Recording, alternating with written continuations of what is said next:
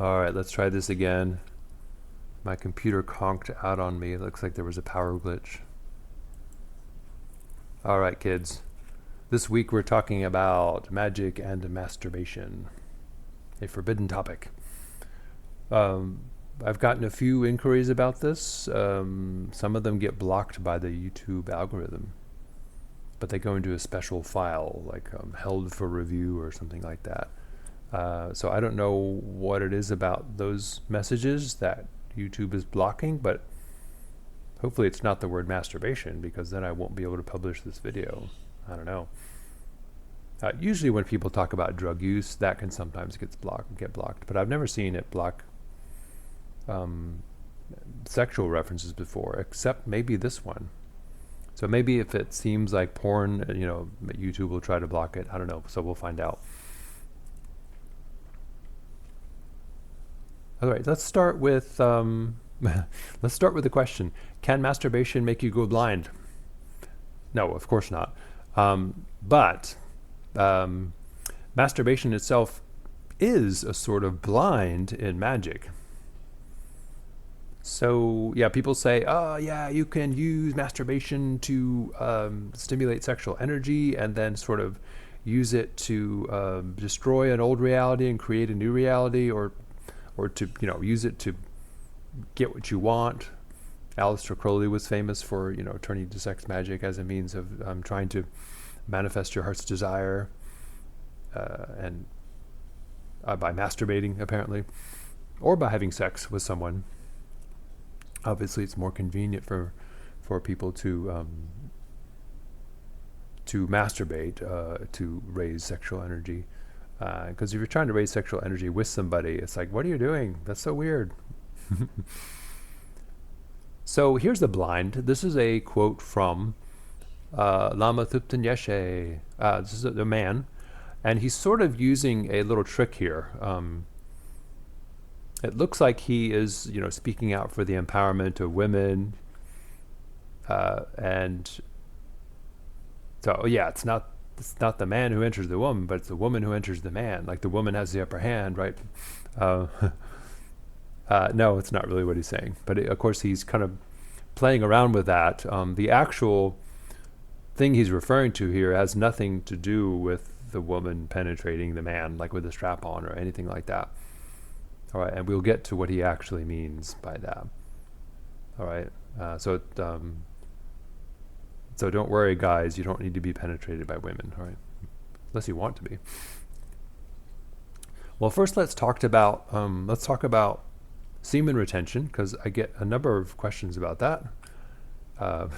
Maybe a couple a month, and an old Taoist practice of retaining semen. Biologically, scientifically, there really isn't any evidence that I can see that supports the idea of retaining semen to stay young and energetic. Okay, not really. However, anecdotally, something's going on. Okay, and I think I know what it is because I've heard a number of theories about it. If you think the way our instincts work, first of all, women tend to be attracted to men who are powerful and wealthy. And women are not so visually oriented. A man doesn't necessarily need to be super handsome. That helps. But more so, he needs to be powerful and wealthy. Taller than her, bigger than her. I just won't date a man who's shorter than me. I can't stand it. That kind of stuff, right? And of course, being attracted to a guy with a loud rumbling car, that's kind of an old thing, right? The car being a symbol of his power and his status.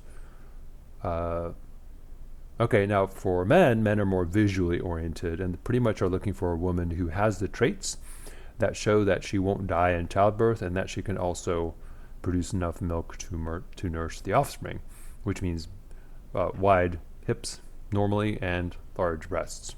Large enough breasts anyway, and other signs of health, like full head of hair, things like that, right? Now, because of these sort of instincts, men, when they are young and unproved or unproven, they need to amass wealth in order to attract women. So they put forth a lot of effort to get successful and have enough money to in order to basically go to the parents and say, can I marry your daughter? And they just look at his finances and his connections and say, okay, I guess you're powerful enough to take care of her. Right? Now what happens is sort of instinctively, if a man is addicted to pornography and masturbates a lot, he's kind of signaling his body to say that I've already made it. I don't need to try. I don't need to make lots of money. Okay, because pretty much this pornography is signaling his body, saying that you're already surrounded by several wives who are, and you are inseminating them on a regular basis. So you've already made it. You don't need to try, right? So that's a really interesting theory. It seems to be there seems to be some truth to it. Another theory is that it simply doesn't have anything to do with semen retention. Okay, there's not much energy in semen, really. There's a lot of mitochondria in semen, which do generate energy. So when a man is full up, when he has retained a lot of semen, he hasn't ejaculated in a while, it seems like there's energy in the scrotum, like there's static electricity. He can sort of feel that tingling going on, and it kind of wants to be let out. That sort of antsy feeling. So yes, that could very well be the mitochondria in the semen who are basically creating a static electric charge. Who knows? However, other cells in the body, like nerve cells, have a lot more mitochondria than the semen do. They can generate a lot more energy than semen because they have to generate the activity of the nervous system, which is like electrical. That's more electricity really than a sperm needs to swim or navigate and to fight off other rival sperm. Okay, so and it doesn't take a lot of energy to manufacture semen either. It takes some, obviously. Okay, the other activities require a lot more energy, simply bodily movement and working out at the gym, and thinking takes quite a lot of energy. The brain, for higher brain functions, consumes a ton of energy, actually, much more than it takes to make sperm. So anyway, self-pleasuring or masturbation is basically self-gratifying behavior.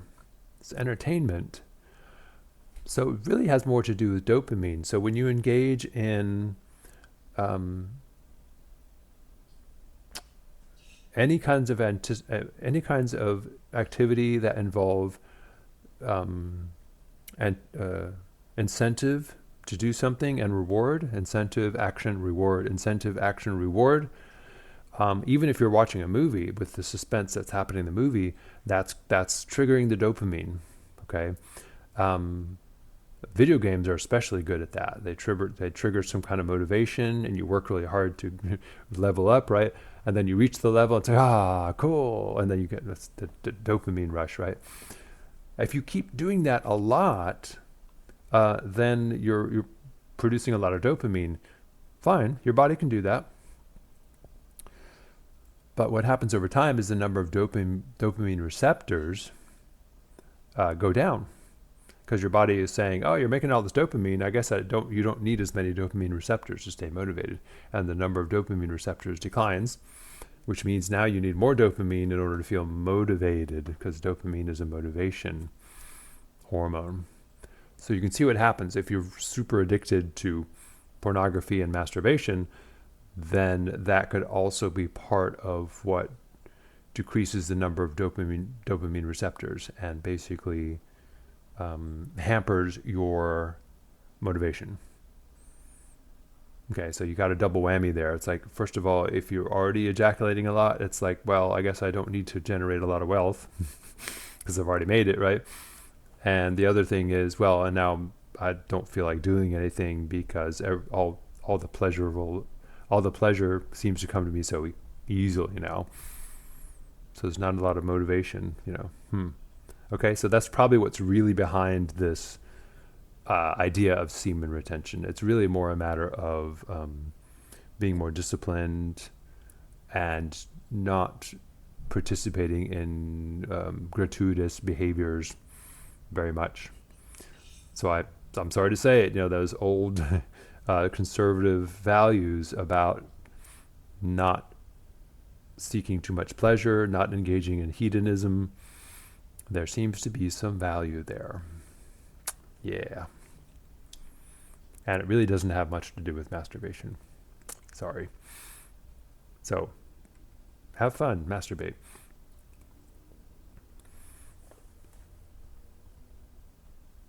So, if human beings are capable of masturbating, especially if they can engage in masturbation to practice magic or mystical techniques, do they actually need to have a sex partner to do that? Obviously not. Okay. For a man, is there anything special about a woman that's going to provide something that he needs in order to engage in sexual tantra, mystical practices, or magic in general? No, there really isn't. And same thing for a woman. Okay, so a woman who is going to be doing mystical practices that involve raising sexual energy, she does not need a consort or a man to do that. Okay. Masturbation is enough. Okay. So one of the blinds is that, well, women are sort of made of negative energy and men are made of positive energy, and they need each other in order to carry off some kind of alchemical orgasm, right, in order to make magic happen. Simply not true. Because the negative and positive, the male and the female, whatever you want to call it, the active and the passive, we already know those exist inside each one of us. Okay, so this feeling of being incomplete without the other present, that's an illusion. Okay, it doesn't mean you don't have sex, but it means that feeling of lack you're getting doesn't really require you to go out and get that thing you're lacking in order to feel complete. I think we already knew this, didn't we? Okay, and yet we kind of listen to the biology and say, no, a man says I need to have a woman, or the woman says I need to have a man, and then I'll be okay, right? No, as we know, once you find a mate, you're still not okay. You can get pretty tired of them pretty fast sometimes, right? And because they're not providing what you thought you were going to get from them, and then of course you're left to your own devices again, whether you're with or whether they are still there, or whether whether you're divorced now or whatever. You're like, okay, well, I didn't find that through a partner. What's really going on now? I've fallen for the blind, haven't I? So what's really going on with sex magic or sexual tantra? What's behind the masks of the opposite sexes? What are the real energies at work there? So as you can see, this is called consort practice. So the man would sit in meditation posture, and the woman would supposedly sit in his lap, and they would meditate together. Nice romantic thought, right? It's almost like they don't even care about each other. It's like, I'm just using you so I can raise sexual energy. Well, and if you look at these images, it's almost like the woman is sort of an afterthought, or like an appendage, or even like sort of like a blow-up doll that's just kind of used to in order to facilitate the sexual energy of the meditation. Okay, and this is probably really what was happening in these old practices. I have no doubt that men and women did get together and meditate like this, but as you can see, it's probably much easier to simply imagine someone sitting in your lap, okay, or imagine yourself sitting in someone's lap, and then begin to, in an autoerotic way, stimulate yourself through imagination and maybe through touching yourself and things like that. And then you can raise the same energy. Not only that, but you pretty much have a lot more control. And the active and passive, and the light and the darkness, the sulfur and the mercury, the sun and the moon, the male and the female, these energies are within you, both of them. You don't need a partner to experience these things, which means that, well, what is sex anyway? Even if a partner is there, you're basically using that partner to stimulate your genitals. In other words, it's still masturbation, isn't it? All right.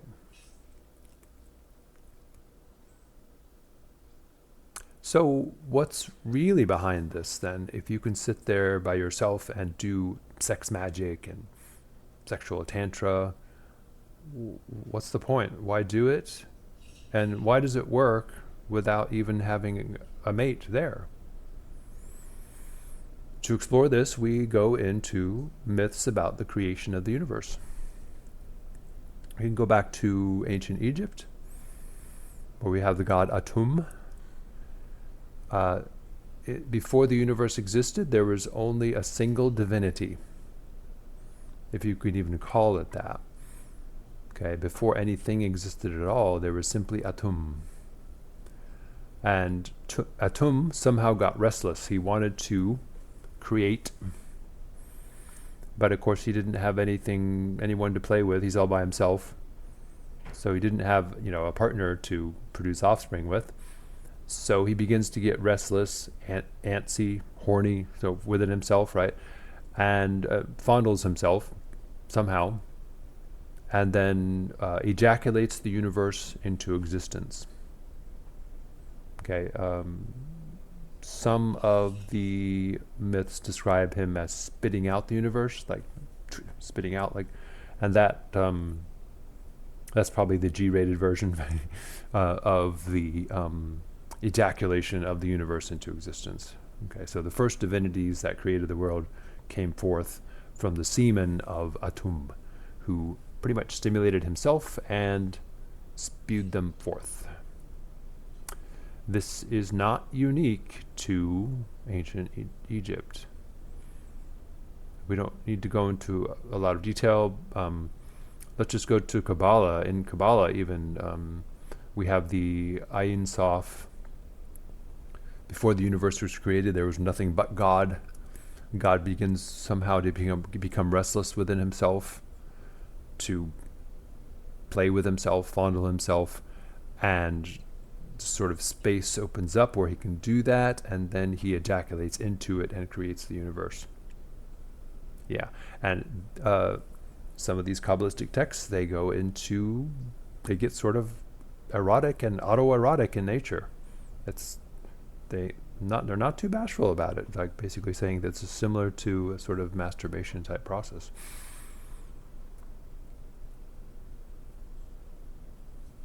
So in the process of Tzimtzum, which is the Kabbalistic myth of God creating the universe, in order to create the universe, God first had to sort of back away and create a space wherein the universe could exist. So this is me over here and this is not me. Okay, so this sort of illusory space opened up within him where a universe could now appear. And the space that opens up within him is sort of like a womb. It's sort of like a feminine space. And into this feminine space, then he spews the divine essence or spirit, semen, and then within the universe, in that womb, things begin to grow. Like pretty much, it's almost like he is, fertilizing the womb, and then the womb produces offspring within itself, and that's the universe that we find ourselves in. Okay, but something went wrong with that plan. Okay, so maybe he got a little too excited, and so he was trying to create a perfect universe where everything was under control, but somehow things got out of hand and there was an explosion, sort of like a orgasmic explosion. And as he's pouring forth light into darkness, this explosion pretty much causes this fragments of light and darkness to just scatter out throughout the universe and get all messed up and exploded and tangled up within each other. And there's this big debris field now of light and darkness, sort of tangled up inside material forms and things like that. Okay, and it's a pretty cool idea because so that the universe exists as a sort of tangled up playground, or sort of messy playground of good and evil forces who are sort of lost and traumatized, and what just happened.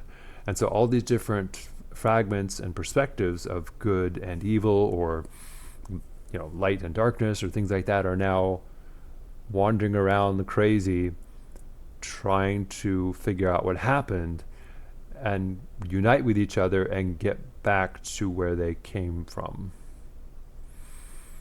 And so that's kind of the idea behind having a soulmate. So in other words, the male principle is seen as sort of a creature of light, which positive, and the feminine is sort of a creature of darkness. This is from the Middle East, so we have this sort of dark vision of what women are. Okay, but that doesn't mean that women are evil. It just means that they're one power is active, the other is passive. But there is some problems with that. Okay, so just say the nighttime is feminine and the daytime is masculine.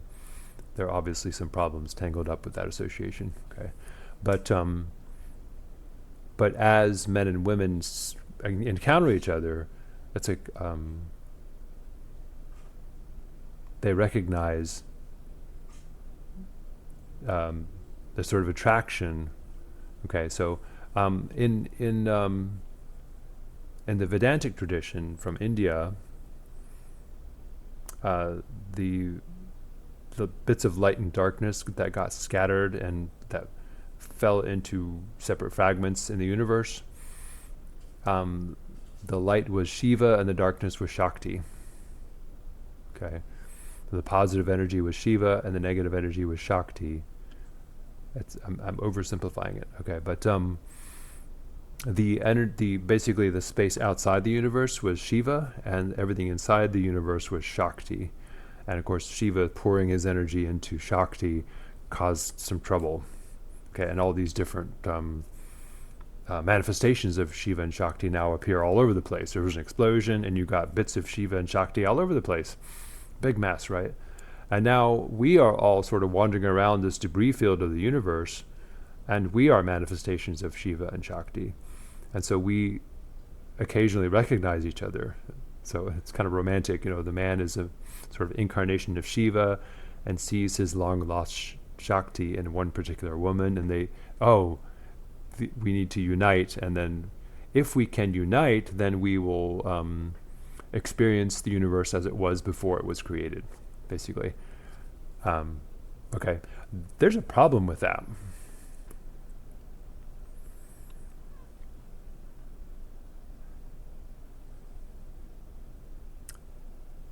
We're going to get to that too.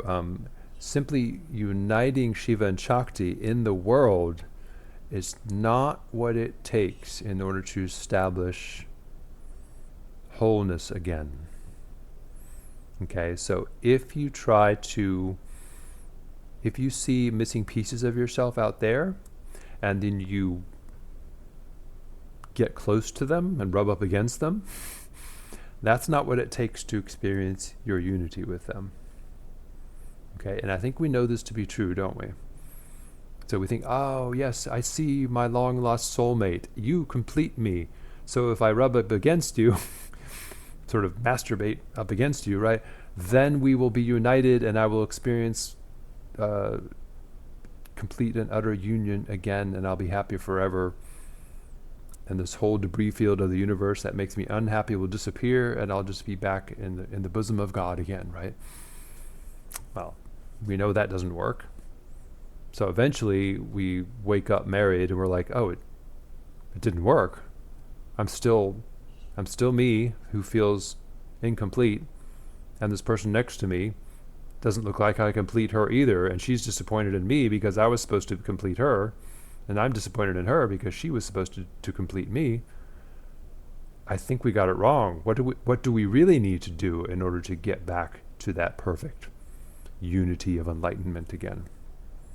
What really needs to happen? And that's where we get to what's really going on with sexual tantra. This is Jack and Rose from the movie Titanic. Okay, if you watch that movie, you can basically see Shiva and Shakti finding each other, and when they're together, they're very powerful. When they're together, right?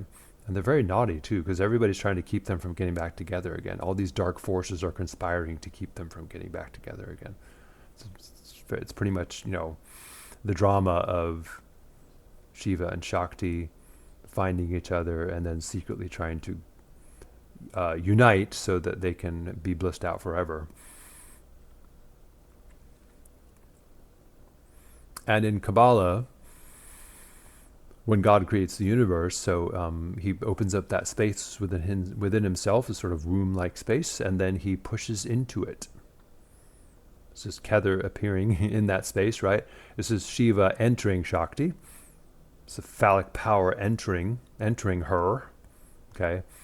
And then, of course, he ejaculates the tree of life into existence, and but something goes wrong and there's an explosion. I guess the sex got out of hand, huh? And the universe kind of becomes a big mess. Okay, but the plan was to create this sort of perfect image of God inside that space, so God could behold his own reflection.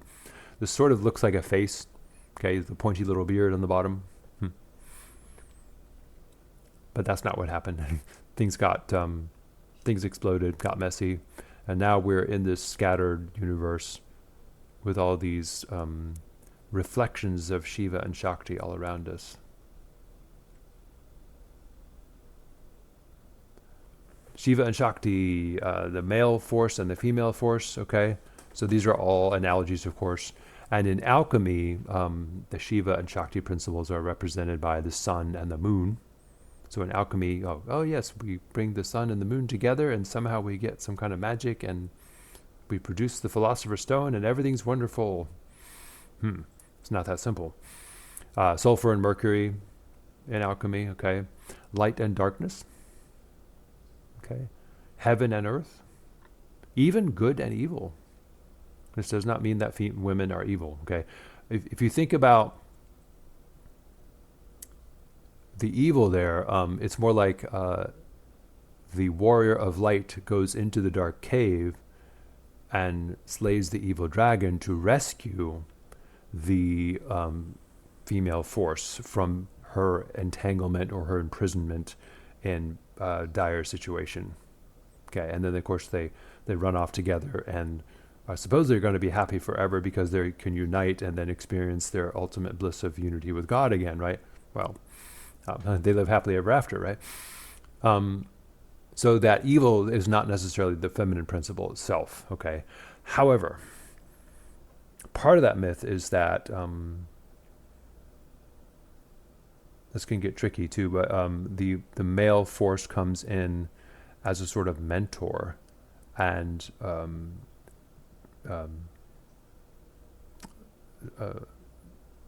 a lot of women carry a lot of fear of sex, and rightly so, because of the way that sex has been carried out in the past. Not only does sex consist of a lot of tenderness and affection, but it also consists of violence and possession and dominance.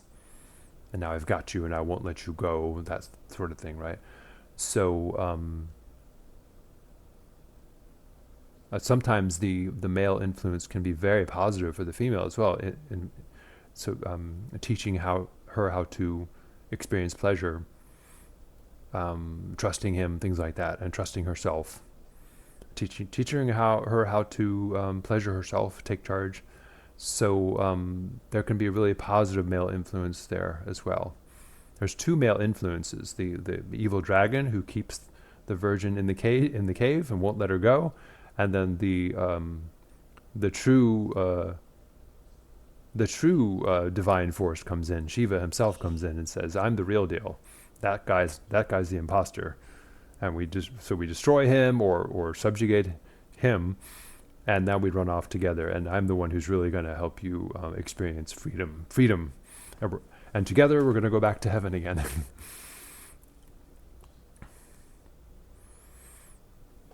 All right. So, see, there's a big error, of course, because if we regard the sexual partner as someone who completes us, then what are we going to do? We're going to jump into a blender together and set it on puree and hit the button, and we all get sort of chopped to bits, and we're all blended together, and now we're all together. We're blended together, and now this is unity? No. Okay, so simply finding your soulmate and then rubbing up against them is not going to give you the unity that you seek. And we know this. Okay? And so I think it's really interesting too, because we have that sort of depicted in the devil card of the tarot. The devil really, all that really represents is a literal interpretation of reality on the face of it. In other words, if you look at reality only in terms of externals and take that to be reality, then you are lost and you're pretty much ignorant and evil. And that's what's happening here. So the man and the woman there are chained to the altar.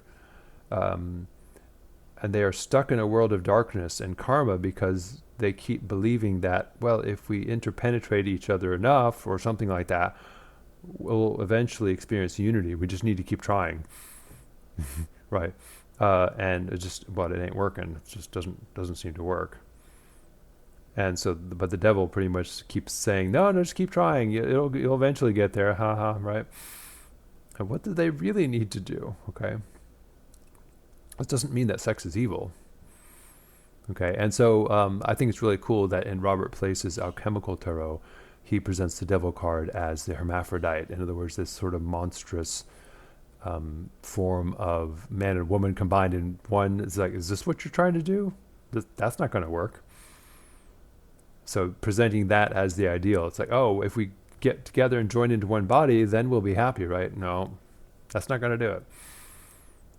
Having children isn't going to do it necessarily either. Yeah.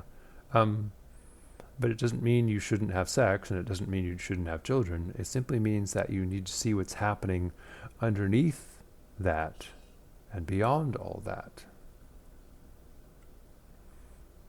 And so we come to the symbol of the Ouroboros. This is a symbol of the universe. It's also the symbol of the man chasing after the woman, or the woman chasing after the man. Okay, and so when people say, oh, you're like the dog who's chasing his own tail. Okay, so if you think about it,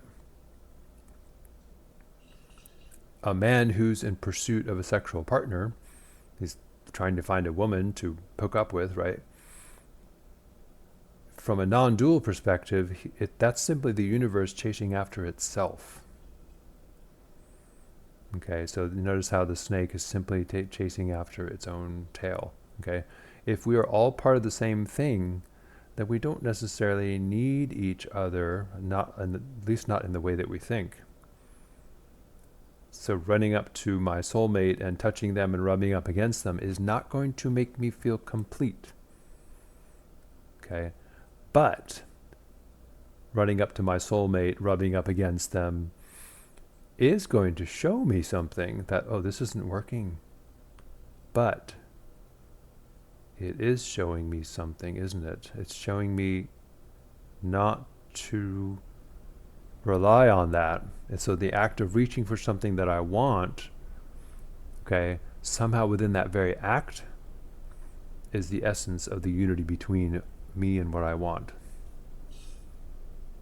All right, so So think of the snake like this. This particular snake, is there another one? Yeah, it's another one. This is from Cleopatra the Alchemist. This is not Cleopatra of ancient Egypt. She came later, I think. This is a later Cleopatra who was a female alchemist, still pretty ancient. From her text, the Ouroboros. And the Ouroboros is sort of confused. Okay? The Ouroboros somehow feels cut off from itself. It's kind of divided in half, divided against itself. It has sort of evolved into a condition where it now identifies itself with its head, and it sees the rest of its body as something other than itself. Okay, and so in that condition, it will look down at its body and say, "What's that? Oh my God, that's my long lost self. But I can't seem to feel my connection to that down anymore. I'm all up in my head. What's my body doing down there? Oh, I need to get back to that. So in other words, me and my body need to be one again. So the way I'm going to fix that is I'm going to chase after my body, go down and grab it and get it, and try to somehow stuff it into my head again, right? This is what's happening here, okay? And so in order to feel whole again, it starts to eat itself. Okay? This is kind of what we're doing when we chase after things that we think are going to make us complete. Okay, so as stupid as it is for the snake to try and eat itself to feel whole, that is emblematic of what we do when we chase after things to make ourselves feel whole, whether it's for consumerism or trying to find a mate who's going to complete us, okay? Chasing some tail, right? That is, if we think that's going to make us complete, that we're basically, this image right here is showing us how silly that is. Okay, and what becomes obvious then, of course, is that we already are complete. So that dividing line between the darkness and the light there in this serpent, the dividing line between those two things does not exist. But somehow we've created an energetic structure within ourselves that is dualistic. And a lot of energy goes into creating that dualism, okay? Now this has happened in our bodies. Okay, as we evolved a nervous system that sort of moved upward, okay? So the original brain was in the gut. There's still a brain down there. It's the enteric brain. It's our root system, right? Then the cardiac brain developed, and then the cephalic brain developed. Okay, so essentially, an organism that was single-celled, that could still sort of absorb food, it developed a nervous system so that it could hunt after food and then sort of bite it, eat it, ingest it, and spew out the waste matter, right? And in order to do that, it got smarter and smarter. But in the process of doing that, it also began to identify with its smart brain. This thing that evolved up here, mainly just to find food and outwit predators. That's mainly what the brain evolved to do, at least until humans came along, because now it's doing all kinds of cool stuff, right? So we sort of evolved into this position, but then of course somehow we're trapped here now, and we'll even say my body. It's like, this is my mind up here and my body's down here. There's a division between those two, okay? And then so one of the things about being unenlightened is that you feel divided against yourself. It's a very real thing. Okay, so, and when you do mystical practices, that boundary line you see there between the bottom half of the body and the upper half of the body, it can dissolve. Okay, so it's almost as though a lot of energy goes into creating this sort of persona up here, and then of course keeping everything else down below in check. Okay, a lot of energy goes into creating that dichotomy. And when that dichotomy dissolves, it's somewhat orgasmic. Okay, or very funny. Okay, sort of like a big joke. Sort of like, in other words, this drama is being built up, and everything's very serious and very divided, and sort of there's fighting going on, and there's chasing after my tail going on, and we're all taking that very seriously until we can see how silly it is what we're doing. Then we just laugh, and all that energy structure, all that drama dissolves in sort of orgasmic like bliss. There's your enlightenment, right? So the weird thing is that when you have, when enlightenment strikes, it can be very frightening because it can feel like an assault of energy from below. All that energy that you have in check down there, that you're keeping locked away in hell or in the basement or something like that, right? It exists to serve me, and I must keep it under control, this body thing I have, right? And then suddenly, when the false dichotomy you've created between yourself and your body, when that falls apart, it feels as though energy is rising up to destroy you.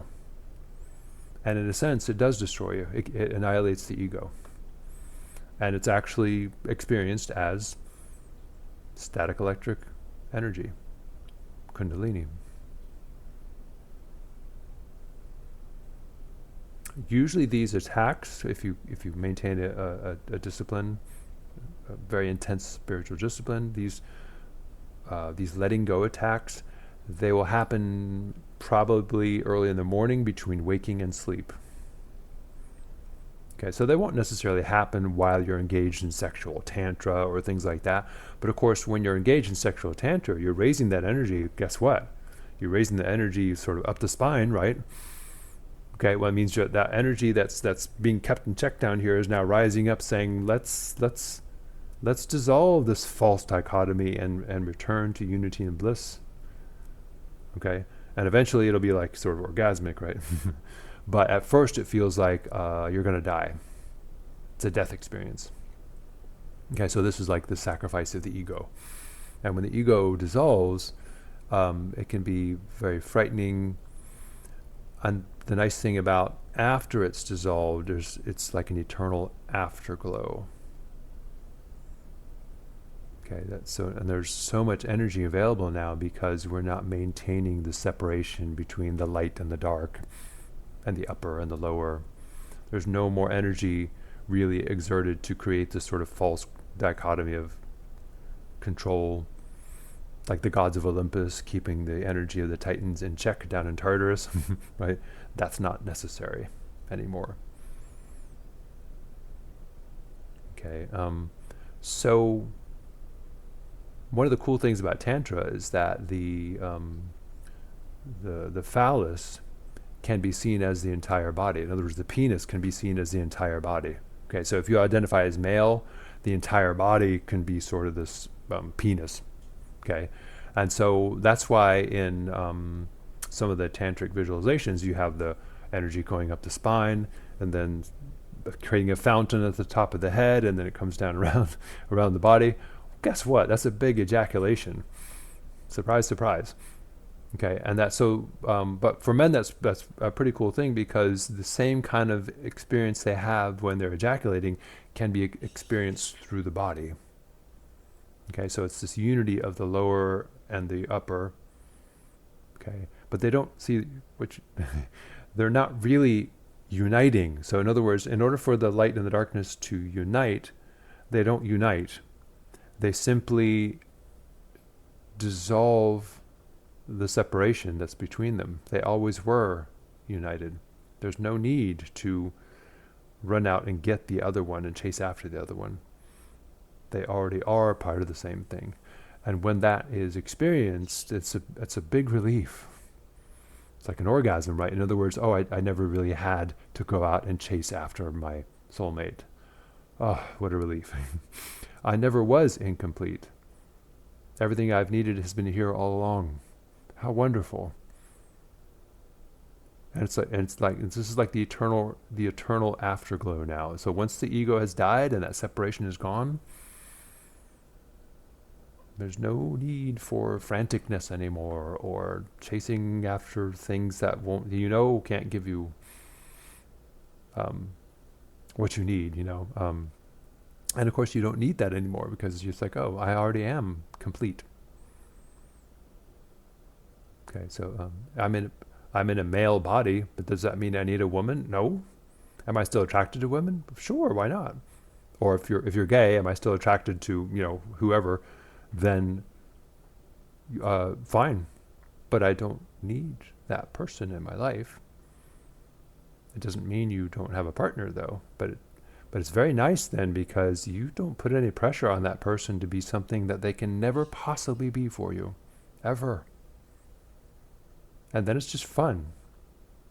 And funny, actually, because occasionally you catch yourself making that person your everything. It's like, oh, there goes the biology again, trying to convince me that I don't have enough. It's the nature of addiction.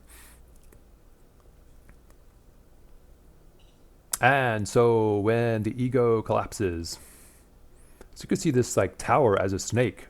Pretty much instead of being looped around, he kind of straightens out and then realizes that, oh my God, I already am whole. And then the whole fake structure inside of himself that he was using to separate the upper from the lower gets destroyed by sexual energy. Okay, or static electricity, or Kundalini, whatever you want to call that, right? As simply a burst of energy as the separate compartments of the body cease to become separate anymore. Okay, of course, the more separate these sort of energy compartments in your psyche become, the more sick you become. Okay, that's why it explains why some people can get very sick about when they're very uptight, about controlling things. And so people say the Tower card is such an evil card. It's not evil. It's a big orgasm. It's a collapse of the ego. And lo and behold, after the card that appears after this in the tarot sequence is the Star, which is that eternal afterglow, more or less. There are things to do after that, okay? But of course, then that's when you realize that, oh, I never really needed to be whole. I already am, and I shall be now forevermore, as I always have been anyway. All right, so I really love this, because if anybody who has any really intense experience with mystical practices, they see the Buddha touching the earth. Okay, this is a very famous gesture he had when he reached enlightenment, or when enlightenment was almost upon him. He's like, what's going on? What is this? This is so ordinary and yet so extraordinary. And so somehow he breaks his discipline a little bit, and he moves out of his meditation posture, and he reaches out his hand, places it upon the earth. Okay, it's like there's me here and the earth there, and yet as I reach for it, I know that it's not separate from me. And then that dichotomy between self and other dissolves, and it's like orgasmic bliss.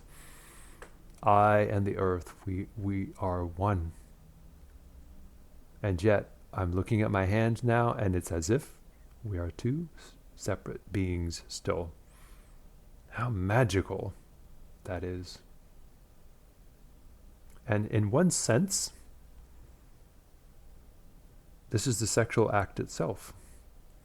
So if you are enlightened, it doesn't mean you don't reach down to the earth and touch it because you're fascinated. You still do that, which means you will still have sex with your partner. You reach out and touch her or him.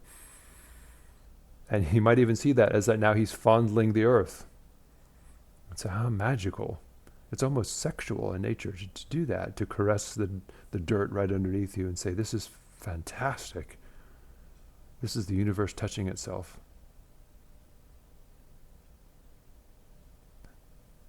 How blissful.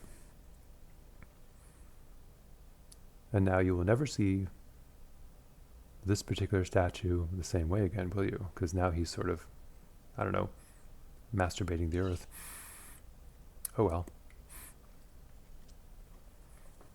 And so in the Hermetic tradition, like in the Kabbalah magic book, you are invited to see your magical circle, your ritual space, as on top of a truncated pyramid.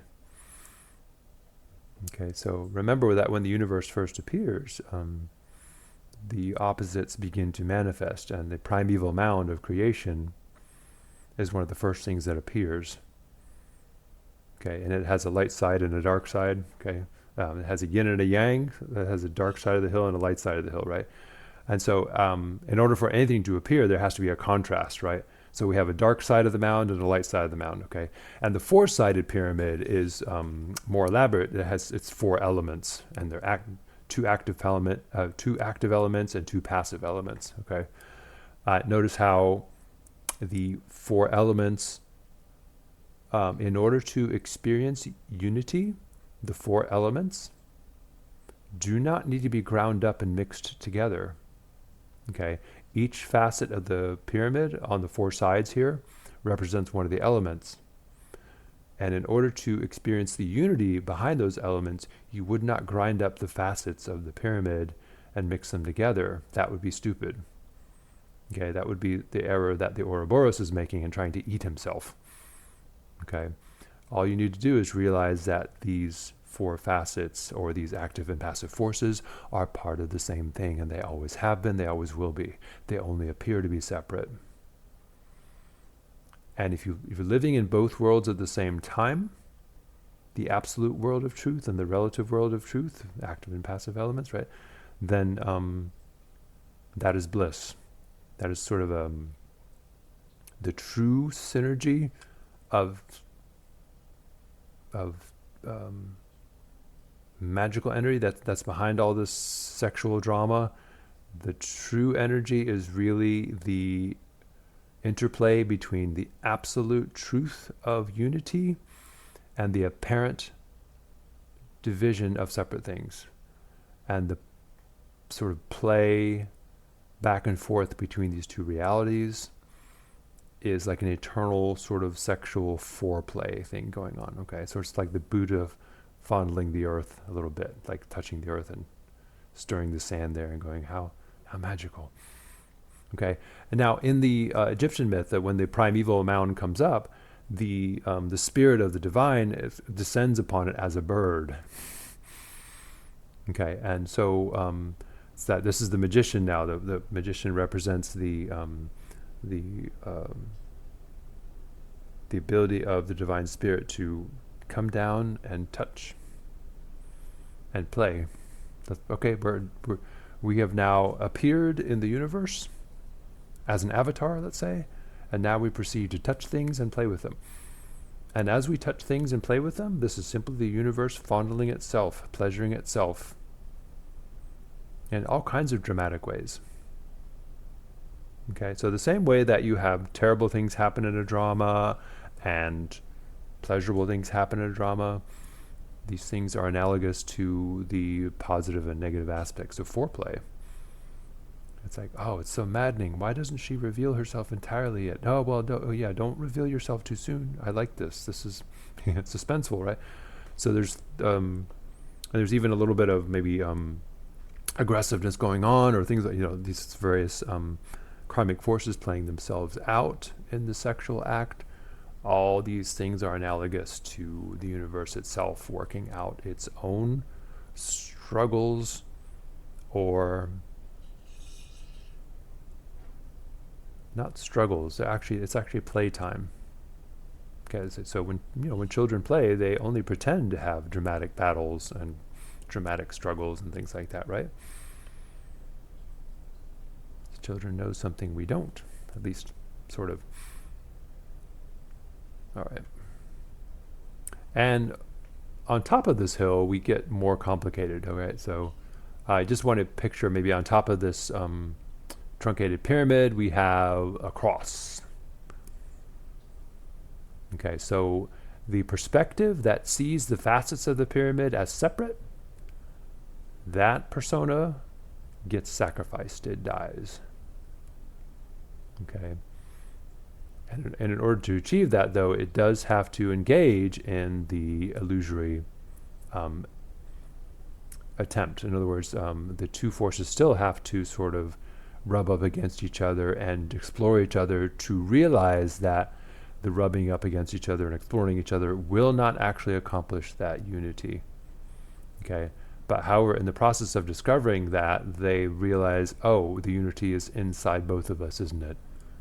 It's almost like then they close their eyes and say, aha. So in my very act of reaching for you, I find you not out there, but in me. Anyway, yeah, it's getting kind of deep here, isn't it?